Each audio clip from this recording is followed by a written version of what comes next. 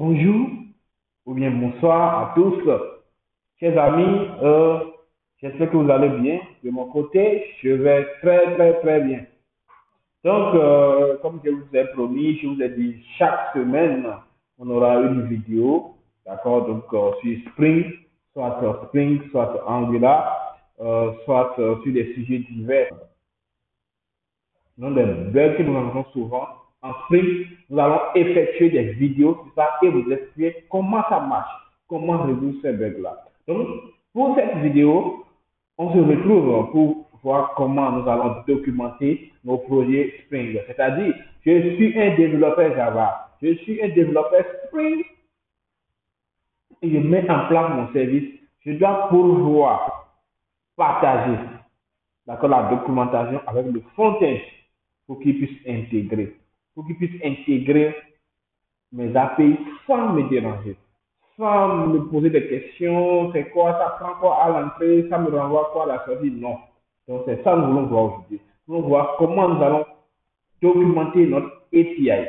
C'est-à-dire, nous allons utiliser la librairie Swagger avec sa dernière version Open API 3.0 pour documenter notre projet, pour pouvoir accéder à nos services web, pouvoir les tester sans passer par Postman et tout. Donc, vraiment, je vous invite à rester jusqu'à la fin de la vidéo. Si vous n'êtes pas encore abonné, chers amis, abonnez-vous. D'accord? Au jour où je suis fait cette vidéo, nous n'avons pas encore atteint les 1000 abonnés. Je vous invite à partager la chaîne. Il y aura des grosses surprises. Par exemple, ceci, c'est un extrait d'un coaching que je suis en train d'apporter à quelqu'un en privé, une formation que je lui donne sur Spring. Donc, j'ai extrait cette partie-là pour pouvoir partager cela avec vous. Donc, je peux partager tous ces cours que je fais avec lui ensemble. Je peux les partager gratuitement sur la chaîne. Mais on doit d'abord, la condition est que nous atteignons au moins les 1000 abonnés. Sans plus tarder, on se retrouve pour commencer notre vidéo. Donc, chers amis, on se retrouve sur le site de Belgique. C'est un des, qui fait partie des créateurs de Spring. OK? Donc, comme nous voyons, on a dit documenter Spring REST API using Open API 3. Donc, nous voulons documenter notre projet en utilisant le Open API 3. Je vous rappelle, nous pouvons utiliser Swagger 2 ou bien le Open API 3. Donc, Open API 3, c'est quoi? Open API 3, ça fait référence à Swagger 2, c'est-à-dire Spring a de faire la librairie qu'il a mis ensemble pour pouvoir faciliter l'intégration dans Spring Boot de Swagger 2. Sinon, auparavant, on utilisait Swagger 2. Donc, pour ceux qui utilisent Swagger 2, c'est la même chose. Donc, pour commencer, c'est plus simple. Vous copiez juste la librairie. Cette librairie au Spring Doc, Spring Doc, Spring Doc Open API-UI, que vous ajoutez dans le forme de votre projet. Je vais le faire, vous allez voir. Voilà, on se retrouve sur l'interface de mon projet. Je vais me rendre dans le form.xml. Voilà, j'ai copié. Ah, je viens coller ici. Voilà, je viens de coller ici. Et vous voyez, chers amis, cette vidéo va être plus simple. Juste en ajoutant juste cette documentation dans votre projet, vous documentez déjà tous les classes de ressources écrites dans votre projet. On se rend dans le contrôleur. Voilà, je vous donne l'exemple. Allons dans le personnel, ressources. Vous voyez, nous sommes là, ici, dans le contrôleur. Dans le contrôleur du projet, qu'est-ce que nous avons? Nous avons que nous avons API-V1 personnel. Et nous avons là un post mapping, d'accord, qui consomme du XML et qui produit aussi du XML. Nous avons là quoi, un get mapping, get by ID. Nous avons un fetch, nous avons put mapping qui fait le update. Et nous avons là le delete mapping. Donc vous voyez, quand je prends cette classe là, nous avons nos contrôleurs qui sont exposés avec le endpoint. Donc, nous allons démarrer notre projet. Comme d'habitude, vous voyez, ici, je viens ici, je démarre mon projet. Ici, moi, je l'ai déjà démarré. Vous voyez, init duration of Spring Doc API ISO. Donc, ça a pris ce temps-là pour pouvoir initialiser. Chers amis, mettez-moi en commentaire si je suis beaucoup rapide. En fait, c'est pour que la vidéo ne dure pas, que j'essaie d'être un peu plus rapide pour pouvoir vous satisfaire. Merci.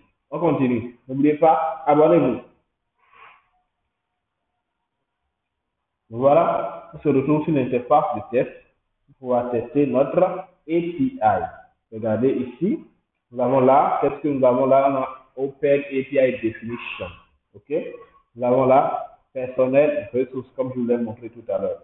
Donc, qu'est-ce qu'on peut faire déjà? On a notre API, on a le put que nous avons fait, on a le get que nous avons fait, on a toutes les méthodes que nous avons ajoutées.